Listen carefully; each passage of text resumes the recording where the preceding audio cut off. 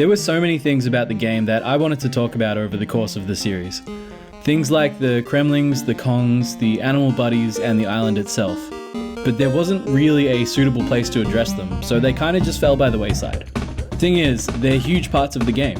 They're the heroes, the supporting characters, and the antagonists. And it doesn't seem right not to give them some love. So before we take on King K. Rool and beat the Kremlings once and for all, I want to spend a bit of time talking about the people, places, and things that didn't get their time in the spotlight. This is part 40 of Overthinking Donkey Kong Country. This one's all about the good guys. We've got 5 Kongs and 5 animal buddies to look at today, as well as some others you may not know about. I'm going over them in order of least to most favorite, just to make it a bit more interesting. Can't imagine a lot of people will agree with the order, but it is what it is. Let's dive in. Number 10. Squawks only appears in one level, and that level gives some people seizures, so it isn't really fair to compare him to the others. He's still one of the animal buddies though, so he deserves a place on this list. One thing I think is really cool about him is how he grows between the first and second game. In the first, it's all he can do to light your way, but in the second he can straight up carry you through a level. His role continued to change over Donkey Kong 64 and the 2 Retro Studios games, and while he's not the animal buddy most people think of first, he's the only animal buddy to appear in all the mainline Donkey Kong games, and I'm glad he's around. There isn't a whole lot we can learn about Squawks. As I said before, he's only in the one level and he doesn't have any bonus stage. And the level he's in, it's fairly obvious that he doesn't belong there. I think it's fair to assume he's from Congo Jungle though. He could be from the jungle part of Vine Valley, I suppose. Something interesting I found out about that level recently is originally DK was going to wear a hard hat with a light on. There's a few promo images with DK wearing the hard hat, so that checks out. Squawks is the only animal buddy that wasn't around in the early design stages. Combine that with the fact that these renders would have been made fairly late in production, and it's very likely that Squawks' inclusion in Donkey Kong Country was a last-minute choice. His appearance in this game paved the way for animal buddies like Clapper and Parry and Glimmer in particular, which I guess makes him a pioneer of sorts.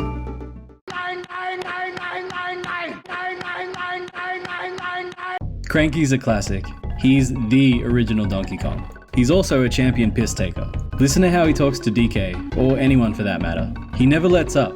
Even in the manual, all he does is tear at a new one. As a kid, I used to wonder why he was such a jerk, but now that I'm way older, I get the impression that it's all in good fun. It's not like DK and Diddy seem to take it personally. Still, a part of me wonders if it isn't at least partially rooted in insecurity. Maybe seeing the times change, and his grandson stepping into the spotlight, has made him realize that his own time in the spotlight has come and gone. Alright, that's definitely overthinking it. Let's take a look at Cranky's cabin. From the outside, we can say with certainty that his home is in Congo Jungle. The intro scene, where he's hand cranking the phonograph, could take place in the background of this shot. The top row of trees in the intro perfectly match the trees in the background of Cranky's cabin, so it's not impossible. There's not much else to say about it really. It's a bit hard to make out, but if you look at this render, you can see it's actually a giant barrel that he's turned into a cabin. There's writing on the rambi crate in red ink that says, "Too late for me," which is kinda sad, I guess. You can barely make it out, but it's in the game too. His role in the game is to give advice, but outside of generic hints, he only talks about levels from Congo Jungle. He was actually supposed to give hints about almost every level, and the dialogue is still in the code somewhere, but for whatever reason, they programmed him not to. Another thing that was cut from the game but left in its code is this walking animation. Could be nothing. Maybe used in the introduction or credits or something. Or it could be what's left of the abandoned plans for the Cranky Kong challenge. At the end of the game, Cranky says he beat it in an hour with only 1 life. Rumor around the playground when I was young was that if you could pull that off, you'd get something cool at the end. Apparently, the reward was that you could play the game as Cranky. Thing is, he was going to be real slow, so it would have been a sort of hard mode for the game, I guess. Number 8. Number 8. Number 8. Of the 4 traditional animal buddies, Expresso is my least favorite. I still love him though. I think part of why he's my least favorite is that I find the rules a bit inconsistent. That was a terrible sentence, but what I mean is, supposedly you can stand still and claptraps won't hurt you, but I swear sometimes that just gets thrown out the window. On top of that, I can't find any mention of it online, but I've run over naughties before without taking damage, but not every time. I'm not just talking out my ass, I've got footage to back it up. See? Whatever. He's an awesome addition to the game, and I really wish he got more love. He would have fit in real well in Donkey Kong Country Returns, or maybe even Donkey Kong 64. And there are some levels in Tropical Freeze where he would have been right at home. I'm not holding my breath to see him again, but I do have faith. His bonus stage is jungle themed. You can find the giant token by flying up and over the rightmost wall. Stand on the final step, hold right, jump and start flapping those sad little wings and you'll get there. You can also go over the back of the entrance to find a stash of tokens, but I don't really see the point. I think the visual themes of the bonus stages are chosen deliberately. For instance, I think Orangutan Gang, what I consider to be Expresso's first real appearance, is also Expresso's home. Could be that this bonus area isn't too far from there. 7? Going to class. Oh my god. Candy Kong is untapped potential. There's so much more they could have done with her character, not just in this game, but in future games too. It almost feels like all future appearances of Candy Kong are a completely different character. Even the Candy from the animated kids show was wildly different, not just in looks, but in general personality too. At various points in development, her name was Blondie Kong and Honey Kong. I actually kinda like Honey Kong. It's kinda funny that she calls DK Honey Kong in the game sometimes. Unlike Cranky's cabin, it's a little hard to pin down where Candy's safe point is located. I mean, obviously she lives in the jungle with the rest of the Kongs, but the environment around the save point doesn't really match up with that. It could be in chimp cabins or even Kremkrok. Could be the devs wanted to keep it fairly ambiguous looking, so it wouldn't appear out of place in any area of the island. It does look a bit more jungle in the official render, but the best version I could find of that is this magazine scan.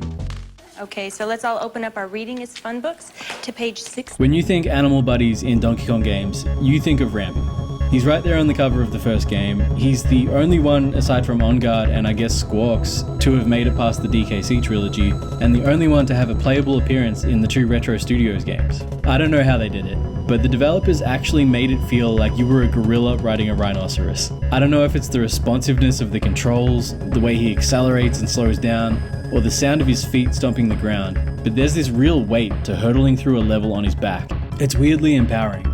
His bonus area is in the snow. If you hop along the top platforms all the way to the right, you'll find the giant token. I don't know if that's where he lives, probably not, but a part of me wants to believe that it is. If you look at all the other bonus areas, they correspond pretty accurately with where the animal buddies live. And so, while the snow doesn't make a ton of sense for Rambi at first glance, it could well be his home.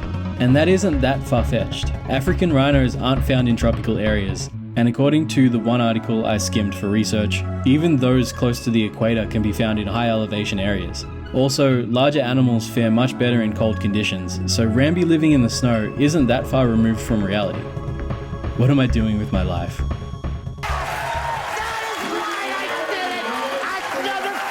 If Rambi is the most iconic animal buddy in the DK series, then Enguarde is a very close second. He's the only animal buddy to appear in all 3 Donkey Kong Country games, and one of 3 animals to appear in Donkey Kong 64. He's a good boy. When I was a kid playing these games, it always felt like such a treat finding an animal buddy, but never more so than when I'd find Enguarde. Water levels can be a bit dicey at the best of times, and Enguarde, more than any other animal buddy, really gives you an advantage. To find the giant token in Enguarde's bonus area, just go straight down. Going in any other direction will get you a 1, 2, or 3 for some reason. Running with the theory that this could be Enguarde's home is a bit tricky. My first thought was that maybe this part of the ocean was near a thermal vent or something, but that wouldn't explain the color, and honestly, all my knowledge of thermal vents comes from that one area of Bioshock. No explanation is necessary, really, but that's never stopped me before, so if I had to make a call, I'd say it's somewhere near Coral Capers, but like at sundown, so the water's all red. Last night he asked to borrow one of my hats because he had to go number 4. Yes, I am taking him to the doctor. What is number 4, Mom? It's a little bit of a... In at number 4 is the man himself, Donkey Kong. I don't really know what to say about Donkey Kong that isn't old news. The dude's a force of nature, but also incredibly lazy. He's unstoppable when pursuing a goal, like getting his banana horde back, but when left to his own devices, seems pretty content to relax and let the days go by in peace. He's a class act. In a weird way, he actually seems a bit mysterious, at least in the context of the DKC trilogy. He's the star of this one, but the damsel in distress for the next 2, and while the series is named after him, he kind of takes a back seat for most of it. Over the course of the trilogy, we spend more time with Diddy and Dixie, and hell, even secondary characters like Funky and Cranky, than we do with DK. Donkey Kong's appearance changed a lot over the making of this game, ranging from his classic arcade look to a more cartoonish style, similar to Battletoads, and finally to the version we know and love today. You can see elements of both the original DK and the Battletoad style in Kevin Bayless's final design. When designing DK, the team went to the zoo and observed the movements of the gorillas, but for whatever reason actually ended up basing DK's movement off of horses. It looks like DK was originally going to have a much wider variety of moves too. There's unused assets in the game code, animations for different actions like pushing and that dropkick move he does in DK64. If they had have kept them in, the gameplay would have been quite different. More diverse, but maybe the flow wouldn't have been as flowy. Sometimes less is more, you know? The game itself went through various concepts, from Donkey Kong's Monkey Mayhem and Donkey Kong and the Golden Bananas, to Donkey Kong vs. Super Wario, the earliest pitch I could find for the game, where DK would save Mario from Wario. There were lasers and time travel and probably other stuff. Pretty glad they ended up going in a different direction. The Robin to DK's Batman. I've always had a soft spot for Diddy Kong. As a kid, I loved playing as the underdog, or I guess in this case, the sidekick. I always preferred Luigi to Mario. Still do, really. And I always wanted to play as Diddy instead of Donkey. He wasn't the strongest, but he was fast and agile and used what he could to get the job done. I think a part of my love for Diddy is I was a pretty small kid when I first played the DKC games. I'm a fairly big dude now, but I was a late bloomer. So I was one of the smaller kids in my friendship group for a while there. And in a way that only kids can, I feel like I related to Diddy in that way. Just as Donkey had his arcade look, Diddy's role was originally filled by Donkey Kong Jr., but Nintendo didn't think the character worked in the context of Donkey Kong Country and asked them to make a new one. The idea of a second character was Rare's approach to power-ups and health meters. So in essence, Diddy's main reason for being in the game is as a replacement for the Super Mushroom. Something I love about Diddy is he's more than happy to play second fiddle to DK. He doesn't have an ego in that way. He cares more about helping his uncle win than he does about personal glory. Also, his admiration for his uncle is really endearing.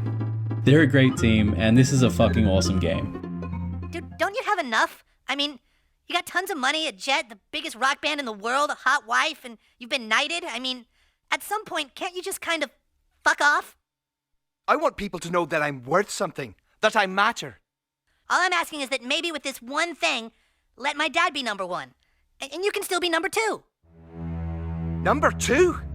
Number two! Ah! Of all the Kongs, Funky Kong is the one I'd most like to have a beer with. Dude just oozes cool. I know that's his whole identity, but he's got it dialed in. He's the coolest there is. His role in the game is transport. His aeroplane can take you back to levels and worlds you've beaten in the past, free of charge. And his music is brilliant. Apparently, it was originally written for Killer Instinct by Robin Beanland, a super talented and, in my humble opinion, underappreciated composer in the rareware pool of ridiculous musical talent. It's thought that like how DK's design was influenced by Battletoads, Funky's might have been too, specifically Rash's shades. That said, he shares more than a few similarities with Thriller Gorilla, like pretty much his entire personality and visual style. Call me biased, but I honestly think it's probably just a case of parallel thinking. Apparently the name dates right back to the first arcade game, with Funky Kong being a potential name for Donkey.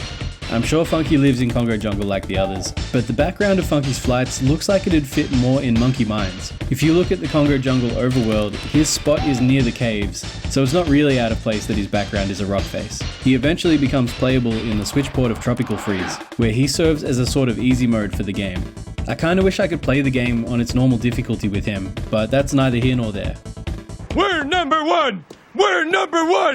I cannot imagine anyone agreeing with me, but Winky takes top spot. I love this little dude so much, and it bums me out that he didn't make it into other games. I adore Ratley, but he really is just Winky Light, and there wasn't really any reason for him to exist. Apparently Winky doesn't make another playable appearance because Steve and Greg Mayles didn't like him. Which is funny because Steve's Twitter handle is Winky Steve, so either he's full of shit or he finally saw the light. To say Winky's a bit underrated is putting it lightly. He's described in the manual as being one of the most powerful animals, and I guess that checks out. Aside from Rambi and maybe On Guard, he's the strongest, able to take on enemies that even the Kongs can't. He's also the only animal buddy to have an entire level named after him, and based around his gameplay. It's a shit level, but that's besides the point. There's an unused animation of him swimming, so maybe he was planned to have a bigger role in the game. It would have been so cool to see him work as an alternative to On Guard in the water levels, though I don't know how that would have played out.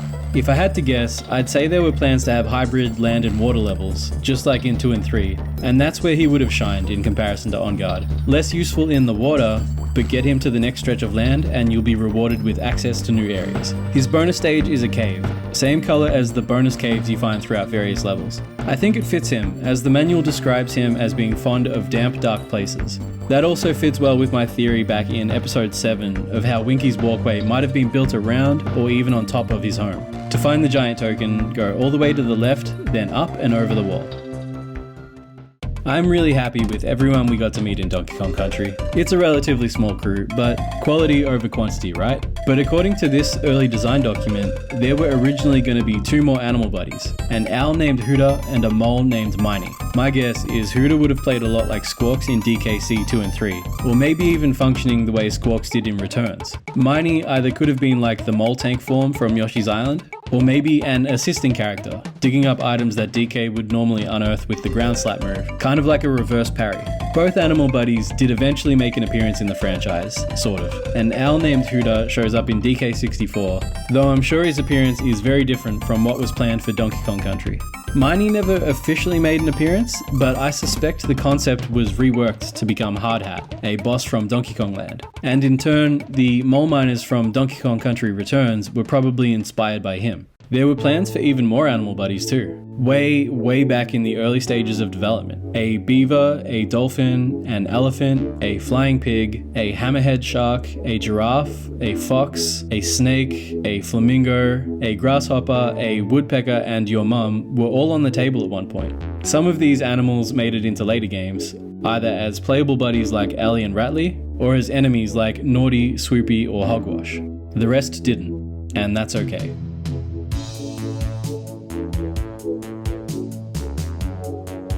You know what? It wasn't easy ranking these characters.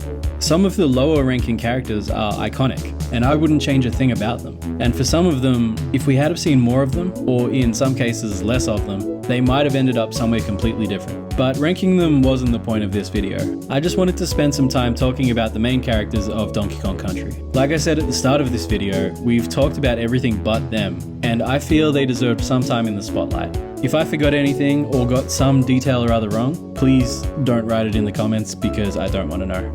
Thanks for waiting and thanks for watching. Should be one Overthinking DKC video a week from now until the series end. It's been a fun ride and I appreciate anyone who took the time out of their day to check it out. Be good and I'll see you in the next video.